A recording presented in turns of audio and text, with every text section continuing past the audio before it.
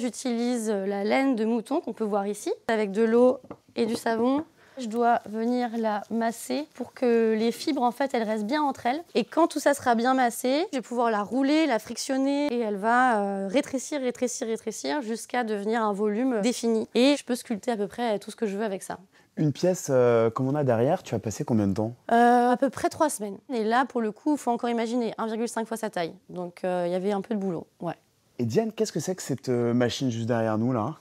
Alors ça, voilà, c'est une machine à tricoter. Tu nous fais une petite démo de cette machine? Ouais, alors là, je vais positionner mon fil, j'ai sélectionné mes aiguilles. Là, je prépare mon premier rang. Je vais tricoter mon premier rang. Ok. Ensuite, je mets des poids. Je vais tout ressortir. Et hop, c'est parti. Deuxième rang. Et ensuite, là, on peut continuer. C'est quand même manuel et c'est plus rapide que la main. Super. Et voilà, ça tricote. Avec fil d'art. Incroyable. J'ai développé au fur et à mesure un peu un intérêt pour le vêtement comme récipient de nos identités, témoin de nos métamorphoses. D'ailleurs, c'est là où j'ai commencé un peu à développer ma technique de tricot, où en fait je peins avec le tricot. Donc alors là, c'est pas fini du tout, mais c'est des dessins que je réalise comme ça en tricot. Et après, en fait, je viens les intégrer à des pièces. Donc là, on peut en voir certains ici. Là, j'avais développé une technique de vêtements sans couture, donc vêtements une seule pièce. Et c'était vraiment cette idée de corps sculpté, de coquille, de seconde peau, imaginaire qui m'intéressait. Elle a été aussi portée pour du cabaret, d'ailleurs. Derrière, il y a des moulages là qui attirent mon œil. Qu'est-ce que c'est, ça? Alors ça, c'est une autre phase de mon travail, toujours autour de la mue, du résidu, etc.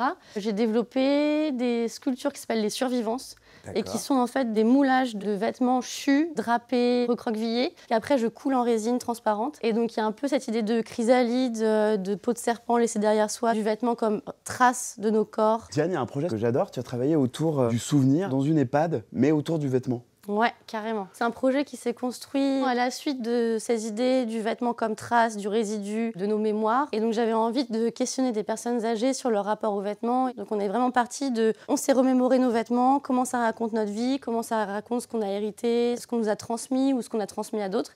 Et en fait, on a récolté toutes ces histoires. Suite à ça, on a créé un vêtement collectif avec des inscriptions un peu de ce que tout le monde avait vécu, avec les mains de chacun, etc. Et c'était un espace un peu recueil pour tout ce qu'on avait vécu ensemble.